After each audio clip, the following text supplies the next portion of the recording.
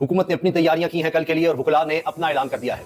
बहुत बड़े पैमाने पर गिरफ्तारियां हुई हैं वुकला की, उन पर तशद्दुद हुआ है, जबर किया गया है, उनको ज़दोकोब किया गया है। अब वुकला बिफर गए हैं, वुकला गुस्से में हैं, वुकला की तंजीमें तमाम इसमें इन्वॉल्व हो गई हैं। अब कल यानी 9 मई को जब हुकूमत अपनी प्लानिंग कर रही है और 9 मई में जो लोग मुलव्वस थे उनके खिलाफ हुकूमत ने कहा है कि उसका मुंह तोड़ जवाब दिया जाएगा। पूरी काबीना का इजलास है कल, तमाम दिन लगता है प्रेस कॉन्फ्रेंसेस होंगी और बहुत कुछ हुकूमत करेगी सरकारी सतह पर। जाहिर है कि पूरा एक माहौल बनाया जाएगा, तहरीक इंसाफ के खिलाफ सारा कुछ आप देखेंगे। लेकिन यहां पर वुकला ने जो काम कर दिया है, उन्होंने कह दिया है कि कल यानी 9 मई को पूरे मुल्क में एहतजाज की कॉल दे दी है, रैलियां भी निकाली जाएंगी। इसके अलावा पहिया जाम हड़ताल की कॉल है। पहिया जाम हड़ताल का मतलब है ट्रैफिक भी नहीं चल सकेगी। अब पाकिस्तान के हर शहर में, हर डिस्ट्रिक्ट में वुकला की तंजीमें एक्टिव हैं और ये जो कॉल दी गई है ये पाकिस्तान बार की तरफ से है। पाकिस्तान बार के हवाले से मैं आपको बता दूं, ये हाईएस्ट बॉडी समझी जाती है वुकला की। आप सुनते होंगे नाम, Lahore high court bar, Islamabad high court bar, इसी तरह Sindh high court bar, Karachi की एसोसिएशन होगी, इसी तरह बलूचिस्तान में शहरों के लेवल पर अलग होती है, पेशावर में आप देखिएगा वहां पर हाई कोर्ट की तंजीम अलग होगी, खैबर पख्तूनख्वा में हर शहर में इस तरह से तंजीम होंगी और फिर एक पूरी जो पेशावर हाई कोर्ट है जो पूरे खैबर पख्तूनख्वा को रिप्रेजेंट करेगी वो तंजीम वुकला की अलग है। लेकिन जो पाकिस्तान बार है ये तमाम वुकला को रिप्रेजेंट करती है और ये रूल मेकिंग बॉडी है, लाइसेंसिंग बॉडी है। पाकिस्तान बार वो बॉडी है वुकला की जो इनको लाइसेंस भी जारी करती है वुकला को, यानी इसके पास वो इख्तियार होता है। तो बाकी तो सारा सियासी तौर पर होती है, तंजीम होती है, लेकिन इसके पास ये रूल मेकिंग बॉडी है जिसका मानना तमाम वुकला पर लाजमी एक तरह से होता है। अब उस बॉडी की तरफ से, पाकिस्तान बार की तरफ से हड़ताल की कॉल दे दी गई है, पहिया जाम की कह दिया गया है, रैलियों का कह दिया गया है। अब हुआ क्या है? हुआ ये कि आज यानी 8 मई को वुकला ने एहतजाजी रैली निकाली ऐवान दल से हाई कोर्ट तक, लाहौर हाई कोर्ट तक। इनके मुतालबात 2-3 हैं। एक तो यह कि जो दहशतगर्दी में गिरफ्तार हैं या दहशतगर्दी के पर्चे हुए हैं जिन वुकला पर, और ज्यादातर तहरीक इंसाफ नजर आते हैं, वो खत्म किए जाए, वो वापस लिए जाए। इसके अलावा जनाब मॉडल टाउन में क्यों जजेस को भेजा गया है, ये ऐवान दल में ही रहते, मेन में हमें वहां जाने मुश्किल होती है क्योंकि कुछ अर्सा पहले ही फैसला किया गया था कि कुछ जजेस वहां भी बैठेंगे मॉडल टाउन के इलाके में, वहां पर कचहरी में, तो उसके खिलाफ ये निकले। इसके अलावा जनाब जजेस से यकजहती के लिए भी 6 जजेस ने खत लिखा है, वो मामला भी है। अच्छा, अब हुआ ये है कि जब ये लोग निकले हैं, हाई कोर्ट पहुंचे हैं, अब ये हाई कोर्ट के हाथे में जाना चाहते थे गेट के अंदर, तो वुकला जाहिर है कि किसी वकील को वैसे तो लीगली नहीं रोका जा सकता, उसने तो जाकर असिस्ट करना है अदालत में। लेकिन ये रैली की शक्ल में आ रहे थे तो वहां पर पुलिस को बुला लिया गया। पुलिस से फिर झड़प हुई, बहुत तशद्दुद हुआ, लाठी चार्ज हुआ, आंसू गैस की शेलिंग, वाटर कैनन का इस्तेमाल हुआ। फिर पता चला जी मुज़ाकरात भी हो रहे हैं, उसके हवाले से कहा गया जी थोड़ी देर ये जो तसादुम था रुका था, लेकिन फिर जनाब मुज़ाकरात नाकाम हो गए और एक तरह से क्योंकि मुज़ाकरात कामयाबी के बावजूद ये सारी धींगा मुश्ती चलती रही। फिर पुलिस ने मजीद एक्शन लिया, एंटी राइट फोर्स मजीद बुलाई गई, मजीद नफरी बुलाई गई, फिर वुकला की बड़े पैमाने पर गिरफ्तारियां हुई, उनको गिरफ्तार किया गया और उसके बाद जनाब वो जगह खाली करवाई गई। इस तरह से जनाब कहा गया जी वुकला को पसपा किया गया है। लेकिन अब जाहिर है कि बाकी तमाम तंजीमों को इन्वॉल्व होना पड़ा। अब वो कह रहे हैं, अजीब बात यह है कि वो ग्रुप्स जो समझा जाता है मौजूदा हुकूमत यानी नून लीग के हामी है, ताकि वो ग्रुप जो आजम नजीर तारड़ साहब का ग्रुप माना जाता है, उस ग्रुप की तरफ से भी, उनकी तरफ से भी अब कहा जा रहा है जी पंजाब हुकूमत किस तरह से बनी है हमें पता है जी, फॉर्म 47 की हुकूमत है, जाली हुकूमत है, मरीम नवाज साहिबा की हुकूमत, जाली हुकूमत कहा गया है। क्योंकि अगर वो वुकला के साथ नहीं देते, उनके साथ हमदर्दी नहीं दिखाते, तो वो तो फारिग हो जाएंगे, वो तो वुकला की पॉलिटिक्स से निकल जाएंगे, उनका तो मुस्तकबिल खत्म, सियासत का तो तबाह बर्बाद। तो लिहाजा वो भी ये बात कर रहे हैं। इसी तरह से जनाब कहा जा रहा है, जैसन वुकला रहनुमा है, उन्होंने कहा है कि वफाकी हुकूमत भी इसमें इन्वॉल्व है, इसमें अदलिया भी इन्वॉल्व है, इसमें जनाब पंजाब हुकूमत भी इन्वॉल्व है, हम पीछे नहीं हटेंगे, हम नहीं छोड़ेंगे। वो तो ऐसे जैसे हुकूमत गिराने की वुकला बात कर रहे हैं कि जी ये जाली हुकूमत है। मरीम नवाज साहिबा को जरा ख्याल आ गया है कि अच्छा मामला तो बिगड़ गया है। उन्होंने कहा जी मैंने आईजी को कहा है कि ज्यादा ना करें, ज्यादा यानी इन पर फोर्स ना इस्तेमाल करें, बेजा फोर्स ना इस्तेमाल करें। अच्छा, बहुत खूब है जी, वो आईजी साहब जो ऑर्डर दे चुके हैं, घरों में जहां जाया जाता है पुलिस की तरफ से चार दीवारी का तकद्दुस पामाल किया जाता है। अब मरीम साहब उनको कहेंगे जरा हाथ हल्का रखें, तो ये हाथ हल्का भी ये किया है तो भारी कर लिया हाथ, तो पता नहीं क्या कुछ हो जाएगा। तो वुकला जनाब अब आगे हैं मैदान में, उन्होंने कहा कि जी किसी सूरत कुछ भी नहीं, सवाल ही पैदा नहीं होता। लेकिन इसमें ये भी शुक्र शुबात का इजहार किया जा रहा है कि जी चूंकि लाहौर हाई कोर्ट के चीफ जस्टिस, उनकी तरफ से कहा गया कि जी मॉडल टाउन में कुछ जजेस बैठे हैं, ज़ाहिर साइलिन की सहूलत हो, हर को यहाँ आना पड़े, रश भी यहाँ कम हो। तो अब लाहौर हाई कोर्ट के चीफ जस्टिस हैं, उन्होंने हाल ही में जजेस के नाम भिजवाए इलेक्शन कमीशन को, 6 जजेस के। इलेक्शन कमीशन ने कहा नहीं जी आप हमें सारे नाम भेजें, जरा पैनल का भेजें, हम उसमें से चूज करेंगे। तो लाहौर हाई कोर्ट के चीफ जस्टिस डट गए, उन्होंने कहा जी ये कहाँ लिखा हुआ है। अब कहा यह जाता है कि इलेक्शन कमीशन जरा और तरह के जजेस चाहता है कि जो उनके कहने में रहें, कोई फैसले सही ना दें, फॉर्म 45 के मुताबिक फैसले ना दे दें। तो लाहौर हाई कोर्ट के चीफ जस्टिस ने जो नाम भेजे हैं वो ऑनेस्ट जजेस के हैं, वो दबाव में आने वाले नहीं हैं, वो उन 6 जजेस की तरह हैं जिन्होंने खत लिखा।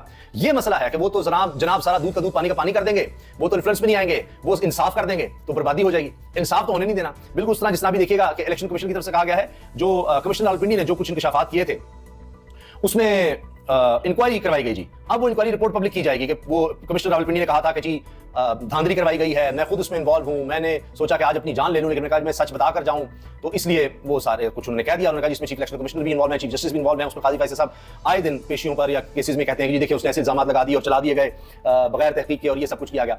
अच्छा खैर, अब जनाब वो जो थे कमिश्नर रावलपिंडी, उनका पता नहीं वो कहाँ है, क्या हो रहा है क्या नहीं, लेकिन एक इंक्वायरी कर ली गई थी और अब वो जनाब वो इंक्वायरी रिपोर्ट जो है सामने आ जाएगी। अच्छा, दिलचस्प बात है इंक्वायरी भी इलेक्शन कमीशन खुद कर रहा है जिसने धांधली करवाई है।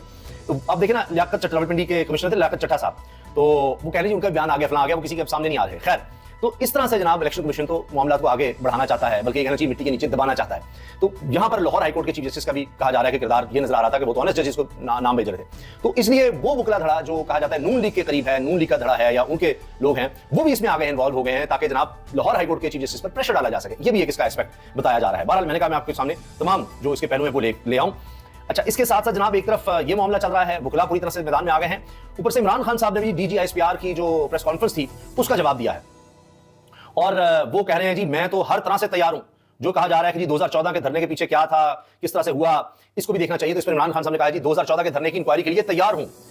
बानी पीटीआई इमरान खान ने कहा है कि ये एक्सप्रेस में पूरी उनके जो हवाले से खबर है वो मैं आपके सामने रख रहा हूं क्योंकि एहतियात से बात करनी पड़ती है जी, फिर पता नहीं कोई और ना मामला हो जाए। यहाँ आजकल एंकर्स आपको बताइए ज़ेरे ताब हैं। बानी पीटीआई इमरान खान ने कहा है कि 2014 के धरने की इंक्वायरी के लिए तैयार हूं। काकड़ के फॉर्म 47 से मुतालिक बयान के बाद विफाकी हुकूमत से क्या मुज़ाकरात हो सकते हैं। यानी काकड़ जब कहती है फॉर्म 47 हुकूमत है, जाली हुकूमत है, 2 नंबर हुकूमत है, तो ऐसी हुकूमत से क्या मुज़ाकरात करने हैं। नून लीग के लोगों ने बताया था कि जब तक फाइज ईसा चीफ जस्टिस नहीं बनता ना इलेक्शन होंगे ना नवाज शरीफ वापस आएगा। अडियाला जेल में मीडिया से बातचीत करते हुए उन्होंने कहा कि 2014 के धरने की इंक्वायरी के लिए तैयार हुए। उन्होंने ये राज बता दिया कि नून लीग किस तरह से कह रही थी काजी फैसल चीफ जस्टिस बनेंगे, सब चीजें हमारे में हो जाएंगी, नवाज शरीफ आ जाएंगे, इलेक्शन भी हो जाएंगे, हम तब जीत जाएंगे, सारी चीजें मामला होंगे। उमर ताबंदयाल के होते हुए ना मामला कहीं मतलब हमारे कंट्रोल में नहीं है, तो उसके बाद सब हो जाएगा। अडियाला जेल में मीडिया से बात करते हुए उन्होंने कहा 2014 के धरने की इंक्वायरी के लिए तैयार हूं। मुझे खुशी होगी कि मुझे इंक्वायरी कमेटी में पेश किया जाए। 2014 के धरने के हवाले से मुझ पर जितने इल्जाम लगाए गए सब गलत है। 2013 का इलेक्शन ROs का इलेक्शन था। इमरान खान का कहना था कि साबिक निगरान वज़ीर-ए-आज़म अनवारुल हक काकड़ ने के फॉर्म 47 के हवाले से बयान के बाद वफाकी हुकूमत से क्या मुज़ाकरात हो सकते हैं। सदर, वज़ीर-ए-आज़म, वज़ीर-ए-आला पंजाब और सेनेट इलेक्शन फ्रॉड हैं। नून लीग के लोगों ने प्राइवेटली हमें बता दिया था कि जब तक काजी फाइज़ चीफ जस्टिस नहीं बनता ना इलेक्शन होंगे ना नवाज शरीफ आएगा। इमरान खान ने कहा कि मेरा आधा खानदान फौज और आधा खानदान ब्यूरोक्रेसी में है। फौज हमारी है और हमें फौज से कोई मसला नहीं। 9 मई वाकयात का मुझे उस वक्त पता चला जब सुप्रीम कोर्ट में पेश किया गया। मैंने 9 मई के वाकयात की चीफ जस्टिस उमर ताबंदयाल के सामने मजम्मत की थी। इन्होंने कहा कि खुदा के वास्ते फौज को सियासत में ना घसीटें, हमने अपनी 27 साल की तारीख में कभी जलाओ घेराव नहीं किया। 2 हुकूमतें हमने इंतखाबात के लिए तहलील की क्योंकि हमारी सियासी जमात इंतशार नहीं चाहती। ये जी इमरान खान साहब का बयान आया है सामने। और बाकी मैंने आपको सूरत हाल बता दी है कि इस वक्त क्या बन रहा है, क्या कुछ हो रहा है और किस तरह से अब मामला जो हैं वो आउट ऑफ कंट्रोल हो रहे हैं। अभी तो ये सिर्फ वकला हैं। अभी मैं आपको बताऊं कि सैलरीड क्लास भी यानी तनख्वाहदार तबका भी अब आपको सड़कों पर नजर आएगा क्योंकि उस पर मजीद टैक्सेस लगाने का अब IMF ने कह दिया है। तो कुछ नहीं बचेगा जनाब यहाँ पर किसी के पास भी, क्योंकि चुमर निकालने का फैसला है हुकूमत का। और खुद याशियां, अब देखिए ये ट्रिब्यून में खबर छप गई है, शहबाज राणा साहब ने दिया और वो इस पर शदीद गुस्से में है कि एक तरफ कहते हैं जी किसान के लिए हमारे पास पैसे नहीं है, हमारे पास जनाब किसी चीज के लिए पैसे नहीं है, लोगों को कोई सहूलत देने के पैसे नहीं है। हो क्या रहा है कि एक तो प्राइम मिनिस्टर हाउस की रेनोवेशन के लिए, प्राइम मिनिस्टर ऑफिस की, बल्कि प्राइम मिनिस्टर ऑफिस की, वज़ीर-ए-आज़म के दफ्तर की रेनोवेशन के लिए, तज़ीनो आराइश के लिए और इसके अलावा इजाज़ियत देने के लिए डिपार्टमेंट्स को, एक डिपार्टमेंट को इजाज़ियत देने के लिए कितनी रकम मुख्तस कर दी गई है?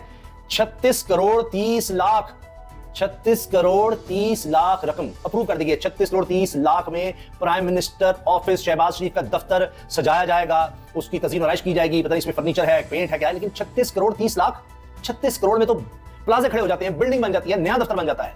36 करोड़ 30 लाख और इसके अलावा एजाज़ियत भी इसमें शामिल है जी, अंदाजा लगाएं आप।